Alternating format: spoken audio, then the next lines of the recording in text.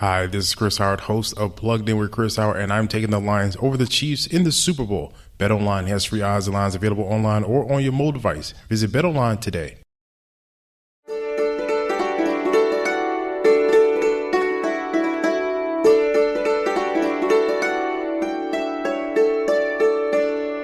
Well, welcome everybody to the Media Roundtable Industry Edition. If you're keeping up with us, you know that sometimes we talk to leading voices in the podcast community about what they create and why, and all kinds of impact that they like to have.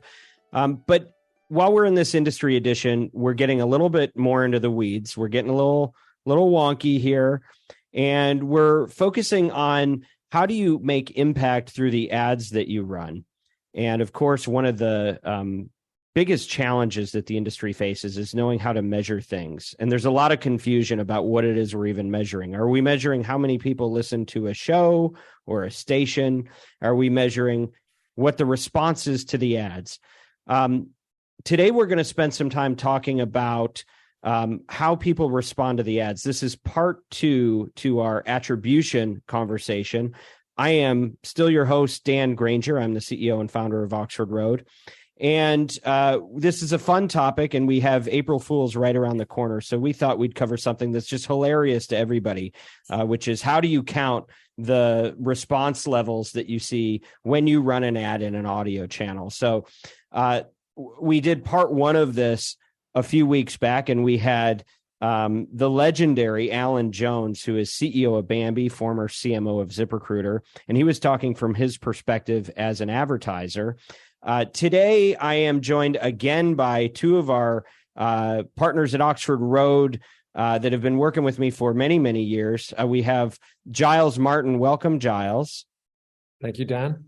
And Giles is our head of data and insights. And then we also have Kyle Jelinek, who's really been with us since the beginning in 2013. Welcome back, Kyle. Glad to have you here. Thanks, and, you know, I think that we want to prioritize hearing from brands who are faced with this problem to run their business. And I think that sometimes that's the best information you can have. But we're keeping this conversation internal right now because working at Oxford Road, you know, our lives depend on attribution.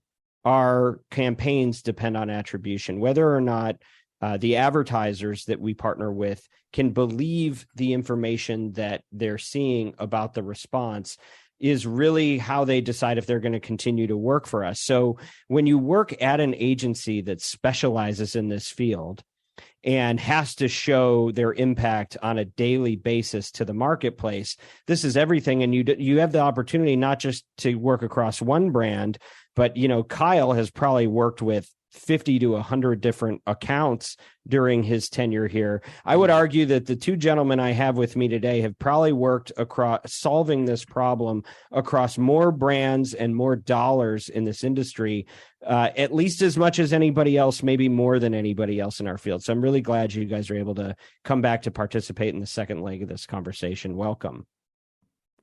Happy to be here. This is our life.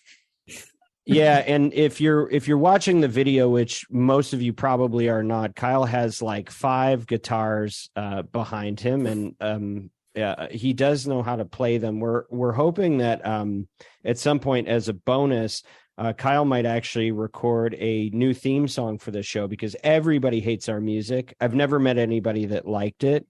I was trying to go for something really patriotic along some of the themes that have inspired this show.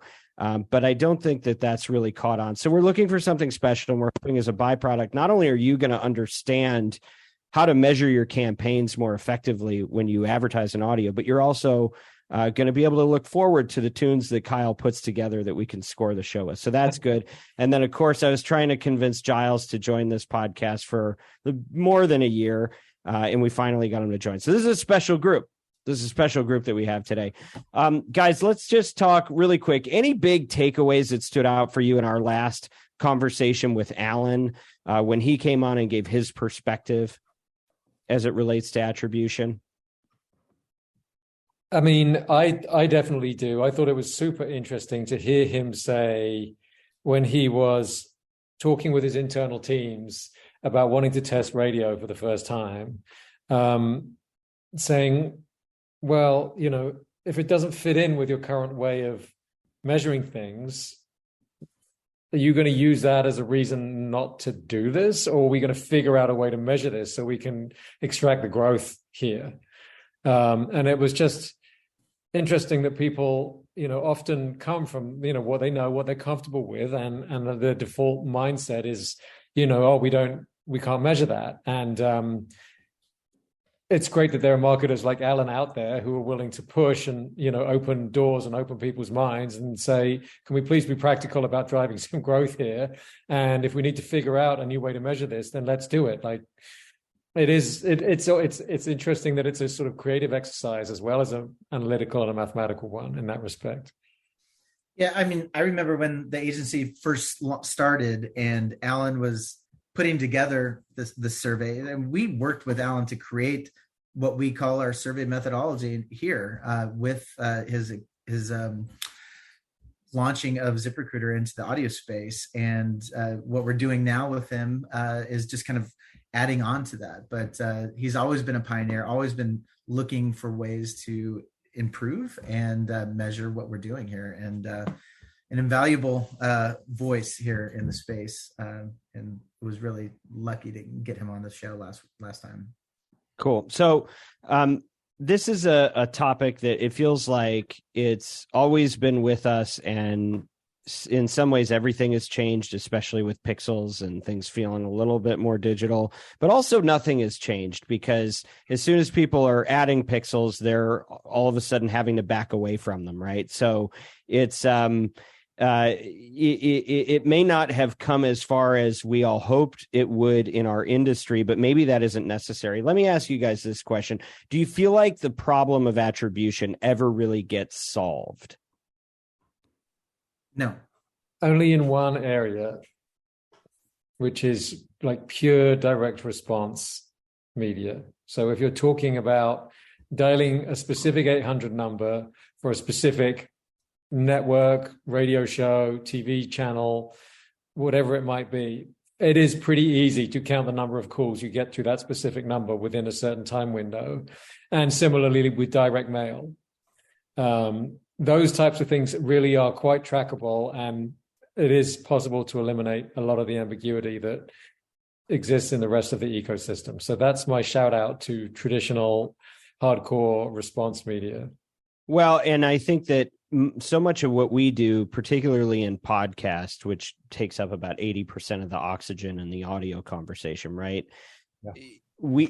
We shy away from the term direct response, because I think what we know is direct response is actually impossible, because you don't even necessarily know when somebody's going to consume the impression. And therefore, traditional models of, hey, we're going to look at response rates within 30 seconds of when an ad fell, those fall apart very quickly. We talked about the challenge with time sequencing as your model. But I think to just kind of validate your point, Giles, if you can have a business or have a business that allows you to funnel all traffic through one channel, and you can advertise that channel so that you can see the direct signal, I think that works. But certainly 99% or more of the conversations that I'm involved in, that's really not on the table for anybody, right? So I think that, look, the which half works, the alleged Wanamaker quote, it's 100 years old. We're still struggling with this. And I think I think what we're trying to do is get to a state of good enough in attribution, because we know that you're never going to figure out, why did you make the decision about what you were going to have for lunch today, right? There's a lot of different factors that could go back to before you were born for why you're having what you're having. You're never going to be able to have that one silver bullet reason, but we want to try to get to something that's useful and acceptable so you can feel confident in the decisions that you make. But it's interesting, like, Giles, when you talk about direct response television or radio or direct mail, why do you think that audio is a little bit extra challenging compared to some of the other methods that might work in other channels? Why is it so much harder for us, do you think? Well, I think one reason, that we've talked about, going back to the days of radio, a lot of audio consumption is in the car during drive times, and it makes it difficult for people to respond to an ad at that time, or to remember what they were told, or even remember the brand, or to write anything down. So that presents an obstacle in audio consumption there. And when you think about more digital channels, one of the main use cases for podcasting and also for streaming is putting the audio on while you're busy doing other things, whether that's working out or cleaning the house or working on the computer. It could be anything. And so there are these distractions around that may not be quite the same in other channels. And I would also say, even when we were talking like MMMs, podcasts in particular are challenging to feed the MMMs because the way the media is consumed it changes. So you can apply some distributions of listenership on a podcast that drops, but how do you actually tie that back into spend into the MMM can be a challenge as well. Yeah, and just to kind of tie back what you guys are both saying, a lot of this comes down to what people are doing when they consume it, right? Not everybody's driving when they listen to a podcast, but there's a reason that they're not streaming Netflix or, watching a TV show, right? There are specific types of media that we consume on a couch, in a bed, in a chair, where we are doing nothing. We have our phone in our hand, and we are prepared to take an action. If you get a piece of direct mail, you're holding a piece of paper in your hand with instructions on paper in front of you. You hear audio because your legs and hands are probably doing something else. Your eyes are doing other things too. And so to get somebody to take an action at the point in which the ad is served, very, very challenging.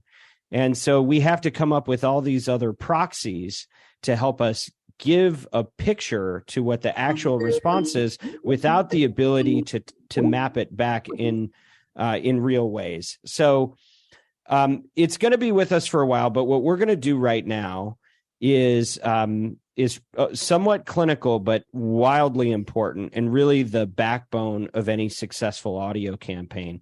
We're going to talk about some of the best practices for how different companies use different methods of attribution in audio. So, Giles, give us a just simple description of the tried and true method that most brands have used for audio historically.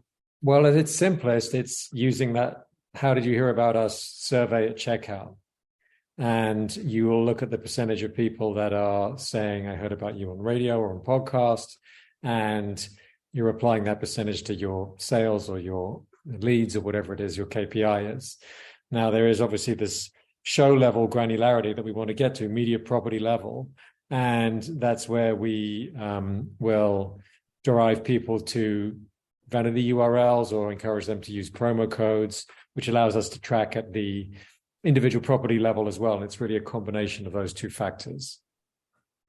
So just to say it back to you a different way and underscore this, the backstop that the industry has historically relied on is that you ask people, how'd you hear about us? You give them a survey. It's probably, hopefully, somewhere in the funnel for their response if there's an online activity.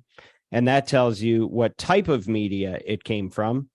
And then you ask for, and that kind of gives you a denominator to show you channel response. And then to get precise response so you can optimize campaigns, you need a signal. And that signal is going to oftentimes come from a promo code, a vanity URL, and to in the spirit of a theme we're talking about a lot lately, you can now use a second layer survey with predictive text. And what that allows you to do is know how show A performed against show B against show C and extrapolate using the percentage of your total response, that denominator again.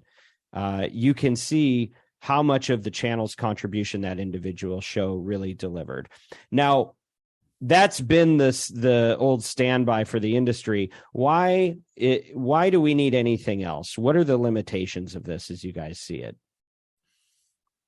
The greatest challenge with the survey is what that multiplier is, what we generate from that survey. So what I see is the multiplier that's generated is basically for every one vanity URL or promo code, on average, will represent 3 to 10 more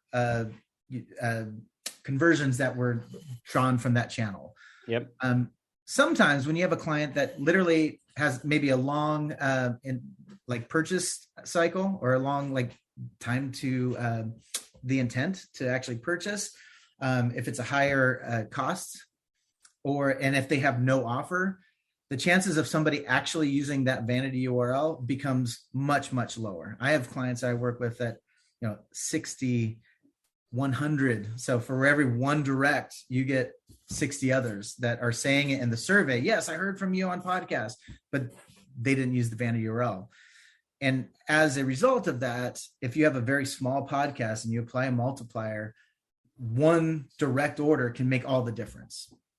And so getting a more granular view of which podcast in that survey is paramount, and it'll help us optimize the campaigns accordingly. Giles, any other challenges you see with the traditional model? No, I really think that that's the biggest one. It really affects some of our B2B clients with that low volume that comes in. With promo codes, obviously you have the issue of leakage on sites like Retail Me Not and other coupon sites. Vanities do get leaked as well, of course, but it tends to have affected promo codes more historically. That's easier. Yeah. And we encourage clients to use a vanity rather than a promo code for that reason. But no, I think those are the main concerns. So I'm going to say it back in a different way, just so that less acquainted listeners can make sure they're tracking. So, a lot of what Kyle is talking about is when we talk about a multiplier, that's the ratio between that numerator and the denominator. The denominator is the where'd you hear about us, the channel level. The signal you get is the numerator, which oftentimes is a vanity URL or a promo code. We like the second layer survey because we think it gives you a lot more precision. But the big problem there is that sometimes you're extrapolating and saying, okay, I see that I got 100 signups from podcast, but all my vanity URL codes only show me five conversions through that. And then you go, okay, well, so every one of those conversions actually equals 20. And that's not a big enough sample size to draw statistically significant conclusions. Sample size is really, really important. And whatever you're going to be doing, you're probably dealing with samples. And so the larger your sample, the more confidence you're going to have in that sample. So that's where a lot of this falls short. A couple other things I would probably flag is that if your brand is sold at retail, you don't have e-commerce involved, it adds an additional layer of complexity. You can't give everybody that buys a 6-pack of Coke a survey that says, how'd you hear about us? And they're not going to do that at the grocery store. So there are additional types of products that it becomes really challenging for. And then I think one of the other things, and I think Alan we talked about this with Alan when he was on, was that sometimes we just don't think it's sophisticated enough because it's kind of simple. It doesn't require a lot of real tech. And when you go, oh, pixels, future, look at this new model, it seems so basic that I think a lot of people just rule it out because they go, it's not fancy enough for us, which is... It's a really interesting point, I think, because a lot of our clients and prospects are digital natives. They're used to clever sounding attribution methods. And I think a lot of them are turned off by something that is so simple. But as I think more and more people are coming to appreciate simplicity actually is not a bad thing at all. It's increasingly, I think, viewed as a wonderful thing. And, a lot of these methodologies, like Kyle was talking about MMMs earlier, and when clients sit in front of a, analytics agency listening to their MMM readout, I think that they perhaps interpret that as being very, very precise and very, very reliable in terms of the estimates they're getting. And the truth is, no, that's an estimate with a fairly large range of confidence typically, but they don't typically talk to you about what that range of confidence is and what that might mean for the results of the analysis. So I think a lot of these channels pretend to have a degree of precision that they don't, or suggest that they do, and they really don't. And I think a survey in that respect is really no different from any other approach. And hopefully some of that could put some of our clients' concerns to rest. And there's more I could say about that. And maybe this is the forum. I don't know. But well, you know what? Here's where I want to dig in with you is, I think we just gave a nice overview of survey-based attribution and the importance of, if you're able to use it, if you don't have a product that's sold at retail or there's some special reason why it's not going to work for you, don't be turned off by its simplicity. I think that's a big takeaway. But you brought up a second method, and I want to go through some of the top ones. And you brought up the MMM model. Can you, in a nutshell, now go and explain what is MMM, and then we can unpack it a little bit and talk about if and when it makes sense? Yeah, it's really essentially it's very simple in its core.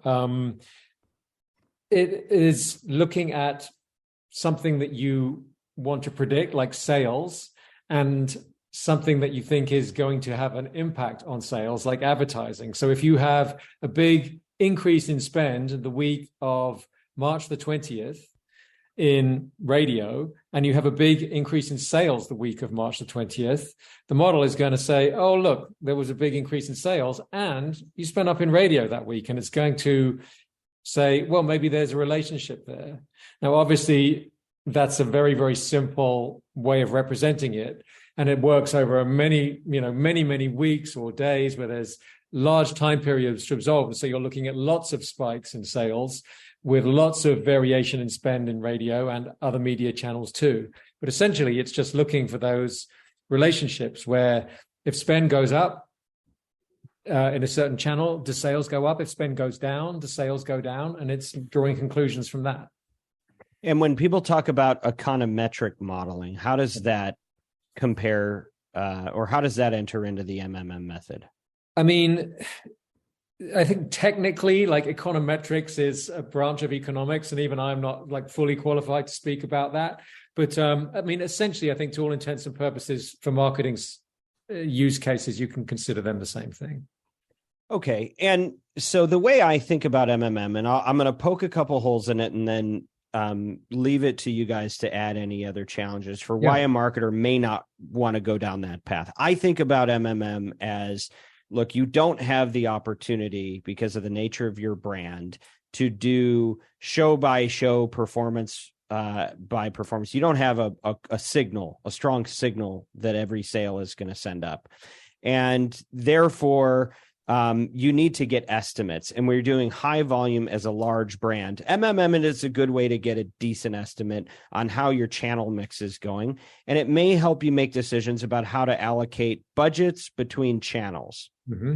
However, the challenges I've always had with when people start talking media mix modeling for audio is two. Number one, it gives you no granular detail to help you optimize inside of a campaign. You might say, oh, we want to push 10% of our budget from digital to upper funnel with demand gen like TV and radio, but it's not going to tell you that this show performed better than that show, which when you're trying to optimize a campaign, it doesn't do you a whole lot of good.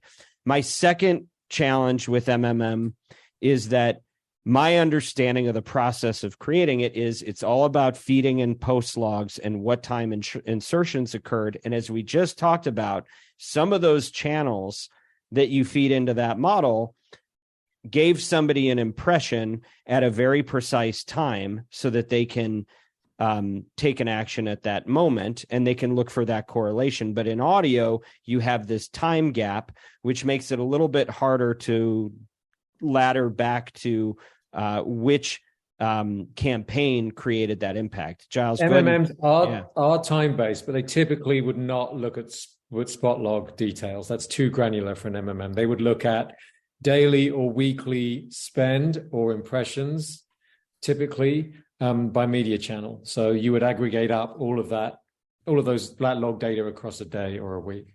But one of the challenges that happen with that, let's say I buy a podcast. It's a massive podcast. It's baked in. We spent $50,000 on it. It drops on Friday. So the spend reported will be in that week. But frankly, the majority of the consumption of that particular podcast will take place in the subsequent weeks. and therefore the MMM is not going to pick up on that. So you're Well, going to say we spent an extra 50,000 and it didn't pick that. So the example I gave where, you spend up in 1 week and sales go up in 1 week, that's to illustrate like the most basic sort of principle of how they work. If you spend a lot of money on an MMM, your analytics team working on your behalf will be building assumptions about lag effects into their model and testing those assumptions as they go. So the fact that money is spent in a given week doesn't mean that they can't make some estimate of what might happen in the second week and the third week as a result of that spend. It can get a bit speculative, but it's not impossible. All right, so tell me if you've ever heard of any of these companies. Indeed, Shopify, NetSuite, Headspace, Quip, Theragun, Postmates. I'm not only the host of the Media Roundtable, but also CEO of a company called Oxford Road, and we are the world's leading independently owned and operated audio ad agency. And what that means is that we help great companies, many that you have probably heard of on some of the other podcasts that you listen to. We help them test and scale campaigns in audio channels, with podcast being one of those leading channels. Some of the work that we do includes media planning and buying, as well as analytics, attribution, and insights. And we also have a very special way that we deal with creative and copy generation. We have our own proprietary process called Audiolytics that allows us to score ads for their persuasiveness. If you're looking to be involved in audio and you want a partner that can help work with you to make sure that you achieve unprecedented ROI and massive scale, you should get in touch with us at Oxford Road. And by the way, the only reason that we're able to do the work of the Media Roundtable is because we have a great team at Oxford Road that supports us and makes it possible. So, what we're doing is not just a podcast, but we're really trying to help brands live out their values and balance that with their business objectives, which is an increasingly hard thing to do in this world of misinformation and malice that's infecting so much of our media. But at Oxford Road, we don't want to just broker this stuff. We want to impact the industry for good. We want to raise the bar on what gets created. And Oxford Road is helping make that possible through the Media Roundtable. So if you're somebody that's interested in working with an ad agency or a partner on this type of work for your advertising campaigns, go to oxfordroad.com. It's easy to spell. And get in touch with us, or at least just sign up for our free newsletter, The Influencer. That's oxfordroad.com. Hi, this is Chris Howard, host of Plugged In with Chris Howard, and I'm taking the lines over the Chiefs in the Super Bowl. BetOnline has free odds and lines available online or on your mobile device. Visit BetOnline today. This episode is brought to you by AARP. 10 years from today, Lisa Schneider will trade in her office job to become the leader of a pack of dogs. As the owner of her own dog rescue, that is. A second act made possible by the reskilling courses Lisa's taking now with AARP to help make sure her income lives as long as she does. And she can finally run with the big dogs. And the small dogs, who just think they're big dogs. That's why the younger you are, the more you need AARP. Learn more at aarp.org/skills.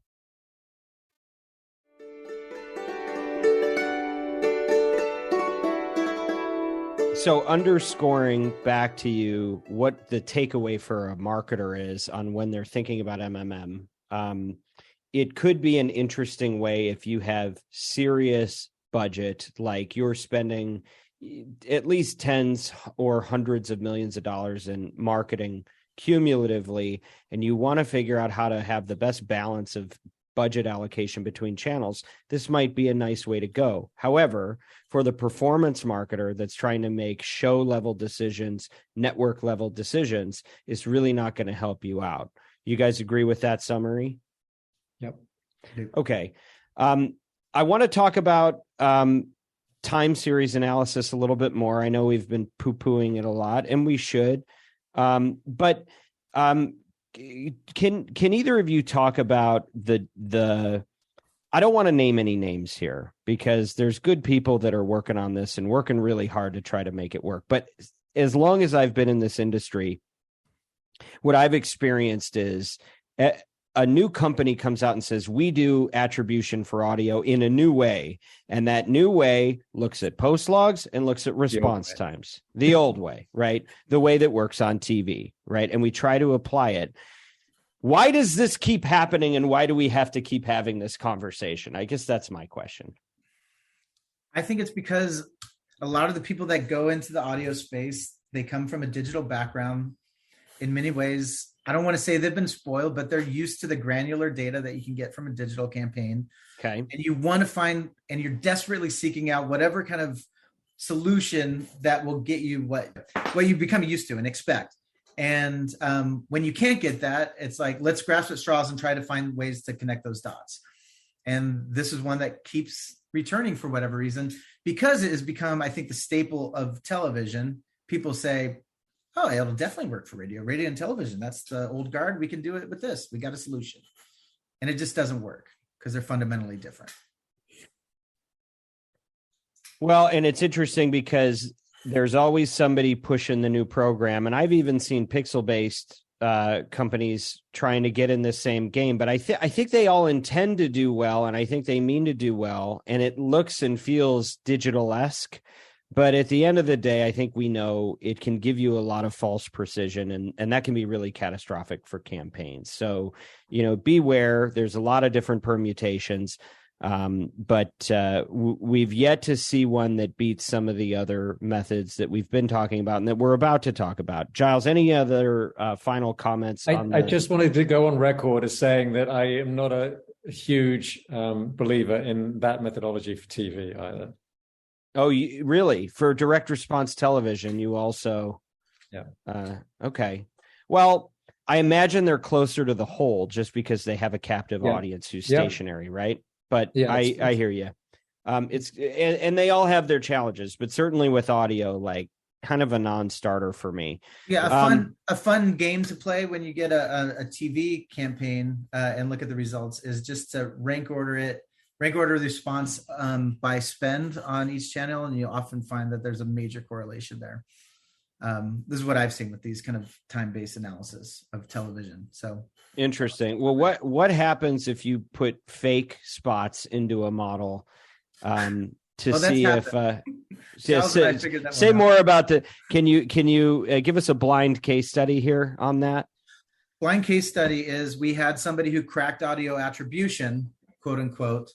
We've got the way, and we did it, and it looked good. It looked in line with what we'd seen, but over time, pulling levers and seeing stuff, we didn't see the results that we would expect from the levers that we were pulling.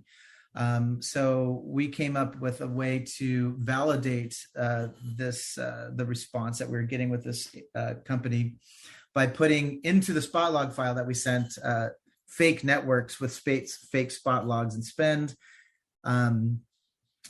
And seeing how those spots that we know in fact didn't run, but the model didn't know that they didn't run.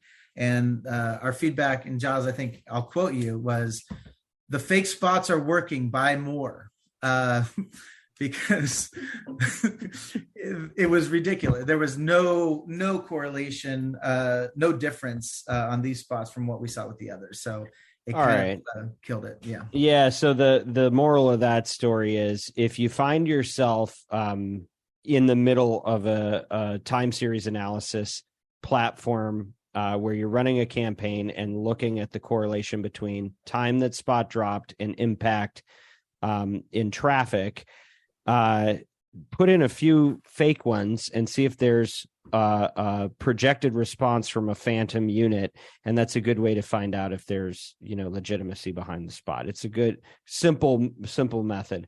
Okay, let's talk about the big one, right? Which is like we work in an industry that's trying to retrofit itself to become digital. Radio is becoming streaming, and podcast has always been sort of offline considered, and now it's trying to shift over to become more digital. And there are a lot of digital capabilities that are usable for many podcasts now, but one of those is being able to use pixels. So, Giles, can you just set the table for us on where the industry is in that development and the kind of pros and cons of relying on this in the state that the industry is in today? Because if I'm a marketer, I think, well, look, can I do this like I do everything digital? Digital is smarter, therefore we use the digital solution. How does it really work? I think where the industry is still catching up to the other digital channels, which makes sense. I mean, pixels have only really been used widely in podcasts maybe since 2020, 2019. And there's much less data available in the podcast ecosystem than there is in the rest of the digital ecosystem. So, you have a user agent, you have an IP address. Those are typically the main identifiers that most of your attribution models are going to work off. And so it is more limited than the rest of the digital ecosystem. But listen, it is good for the industry that it's evolved in this way and that it's brought this tech inevitably, into podcast ecosystem. And I do think it's good for advertisers to use this technology for sure. And in March of 2023, what percentage of the podcast universe that people would sponsor is capable of executing with a pixel? I think Kyle's better suited to answering that right now, probably. Yeah, it's becoming more and more every day. I mean, a year ago, if you asked me that question, would have been under 50%. I would venture to say it's probably closer to 75 at this point. And so if we know that it's cleaner, it's better, you don't have to work so hard to get to the information, what are the challenges? Why isn't this the new default? Is it cleaner, Kyle? No, it's the best and worst thing that's happened to our industry. It's like democracy. It's the best solution, except for all the others. Well, yeah. Except that I don't know that that's true, though, because, I think we're still hanging on to these surveys as a reliable backstop, right? Because it's so turbulent when we run these campaigns with pixels. And I think we all want to package it up and show the market that this problem is solved. Like everybody wants to do that. But then you get into the thick of it and you start asking questions and poking holes, and there's challenges, right? So, yeah, Kyle, please continue. Yeah, I mean, one of the major ones is the fact that, again, the 25% of podcasts that don't subscribe to being able to be pixel tracked. So what do you do with them? I mean, there's some really, really good ones that should be a part of this media plan, but you can't track it with the pixel. What do you do? We have a solution here at Oxford Road. I won't talk about the name of it, but they call it the Jelinek method, because they do call it that. I was posed with the challenge of I had a client who wanted to be on both pixel track shows and non-pixel track shows, and I wanted to be able to take what we're learning from the pixel track shows and apply that to the non-pixel track shows, and that's what we do with that method.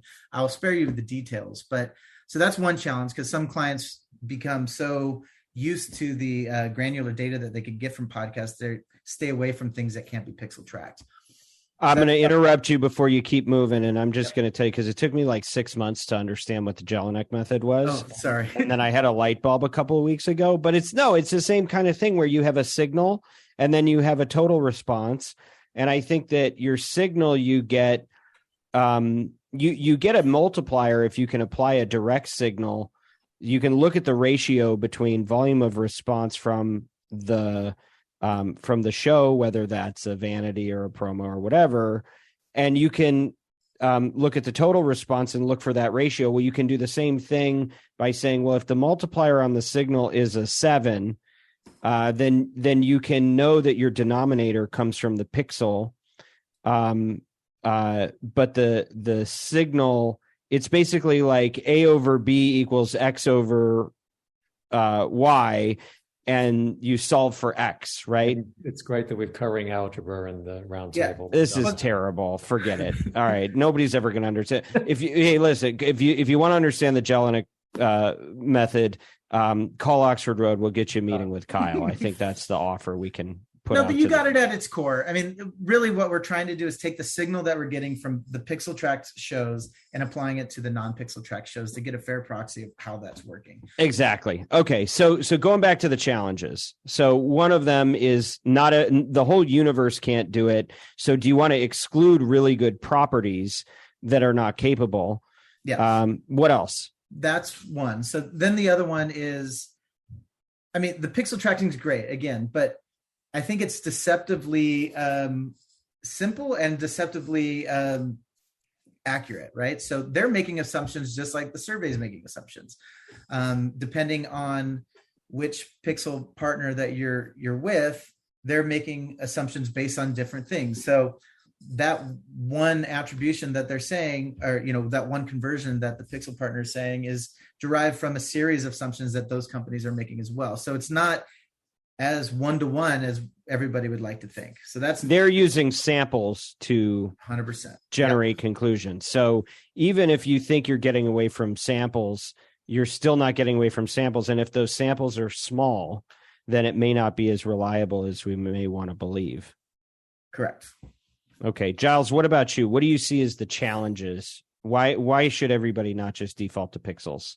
Well, I'm not saying that pixels wouldn't be necessarily your default choice, but I would always advocate for having another backup method if that was your priority method. If not, more than one. I mean, I think we're trying to get at the truth here, and it's very difficult to get at. And I think, you need to have backups.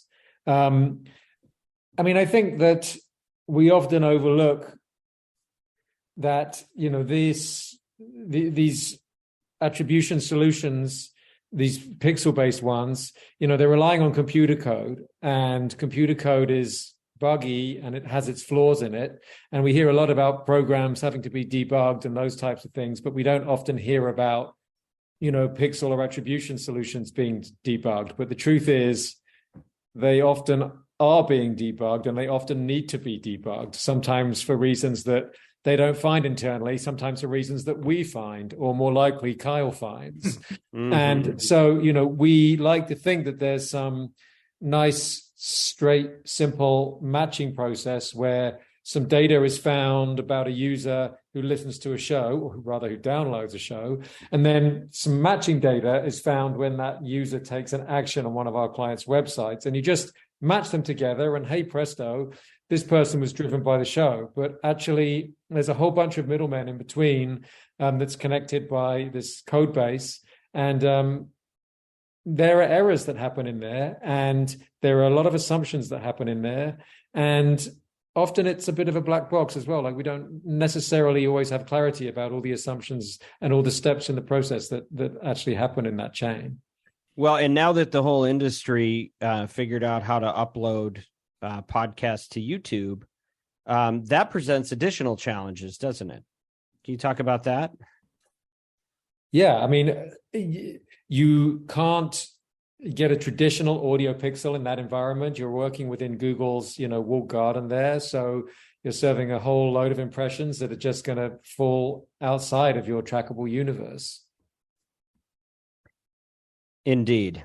Okay, so we're running out of time, and I think we've done some good work for those that have the patience to listen through it to kind of contrast the leading ways to approach attribution. There are more we could discuss. There's only a couple that I'll try to bring up now. The last one is baseline lift analysis. So, Giles, can you define that and talk about pros and cons there? I mean, the way I understand that, you're essentially talking about understanding a pattern of sales going into a test or a period of advertising, and then looking for some type of movement in sales once the advertising goes live. And it is a feasible thing to do, but I mean, probably the most important thing is having your budget set right in order to be able to get a proper read on that. And that depends on how big a company you are, and what type of thing you're selling, and how much historical data we have, and how much noise and seasonality there is in that data in the pre-period. Because if you're, a typical client that perhaps comes to Oxford Road and you want to spend, I don't know, a couple of $100,000 on a podcast test or a streaming test, you may not be able to measure some uplift against your baseline based off that type of investment. And so you do have to be very careful about approaching that type of test, making sure you're setting it up right. So Giles, what I would add to the challenge with a baseline lift analysis is that I'm going to use a simple model, which is to say, all right, I'm a business. I spend $1 million a week on advertising across the board. And I know that $1 million in advertising gets me 10,000 new customers every week. So now I'm going to look for a baseline, a lift over my baseline with my new audio campaign. So I'm going to spend $500,000 a week on audio, and I'm going to look and see, did I get a 50% lift in sales of new sales over my baseline? The problem is that is so expensive, whatever level you're at, to move the water level up in a statistically significant way, because it's volatile always. And so to see a real lift that you can trust is so expensive that it precludes you from being able to spend enough money on the test. And so what happens is people say, well, we're going to spend this, we're going to look for a lift, and they need to see a 12% lift to actually make it significant, but they're only going to spend enough so that if the campaign works, they're going to see a 1% lift, and it all comes across as noise. So most people are unwilling to absorb the risk it would take to make a strong enough signal. And there's all kinds of opportunities for operator error. And then you go, okay, well, let's take a market or a couple of markets. Let's do a lift in those baseline lift analysis in those markets. But now you're saying, okay, can you buy enough podcasts in that market? Is there enough critical mass there when these really aren't geo-targeted assets? Typically, the marketplace is getting there, but we're not there yet. Or you buy radio, but because you're buying it locally, you're absorbing some inefficiencies that you wouldn't buy against if you bought it nationally. And so now you're paying a premium, and you have to spend 3 times as much on your test just to see that lift and go, well, it didn't even pencil from an ROI standpoint. I threw all of this money at something that may come back inconclusive. And the problem with all of these methods is that you put a lot of time and energy in, a lot of blood, sweat, and tears and money. And then if it comes back inconclusive, it's a terrible, terrible experience and adds a lot of unnecessary scrutiny. And now you've got the problem of justifying the money you just wasted, in addition to the problem of the fact that you still don't know anything. So baseline lift would be the best if you could spend enough and model it right. But this must be done with maximum care and maximum expertise. That would be my advice to a marketer. So in conclusion, we've talked a lot about different ways to measure audio campaigns. I think what we've established is that the leading ones, which we've described here, all have a lot of promise and benefits, but really only a few of them are what I think should be part and parcel of most campaigns. So barring unusual circumstances, we like pixels. We think you should engage with them, but they need to be handled with care. And it's good to have redundant methods. We believe in a reliable survey-based methodology, which is hard to execute well. But we have best practices on that. And even if you're not an Oxford Road client, you can look at our resources that we continue to create to try to guide you through some of these things. But at the end of the day, sample size is important. The signals that you're making decisions on are important. And you want the largest attributable signal you can get so you can have more confidence in the conclusions that you're drawing from them. Any final thoughts from you guys while we're on this subject? I would just say it's really important to have a partner that you can trust with it. Having been quite deep, for example, on the side of MMMs and working to provide solutions like that for clients, I think it strikes me that a lot of clients don't really understand how they work, and therefore they don't really understand the limitations of them and the potential risks, and therefore how they can really extract the most benefit by really understanding, what is this really telling me? Like, what can I really be certain about? And I think that there's a degree of truth to that about pixels and about every methodology as well. So my invitation to all of our clients is work closely with us. Let's all get into the details as much as we can, be as transparent as possible about the benefits and the potential pitfalls of all these different methodologies, and really try and understand them as best you can. I always say this on onboarding calls or anybody, when we talk about attributions, if anybody comes and approaches you and says, we've solved attribution for audio or anything for that matter, run for the hills. Like basically nobody's done it. And I don't, like we talked in the beginning, might not ever happen. But what we can do is get an educated guess with as many signals as possible to get convergence in the data. And that's all we're looking for here. Amen. All right. Well, this has been a great conversation. If you work in this space every day, if you don't, you turned it off a long time ago. So thanks for tuning in at the beginning. While this show remains dedicated to our mission of mobilizing marketers to advance truth and civility in journalism, you need to have the tools to be able to have that impact. And showing positive business outcomes is table stakes. You can never promote values if you don't have a sound business model. So what we're trying to do is give you some of those tools so that you can be more effective in making the business case for the marketing that you're doing. And then you can really start to amplify those values. If you are a marketer and you're looking to balance your business objectives with your brand values, as we're trying to do here, and you need a team that can make your campaign successful through these methods, please reach out to our agency, Oxford Road, by visiting oxfordroad.com. Always subscribe to our weekly newsletter, The Influencer, which Kyle happens to be the editor-in-chief of. And special thanks to you, Kyle, to you, Giles, to Haley, to Bianca, to Jennifer, and the team at Podcast One. And as always, influence responsibly.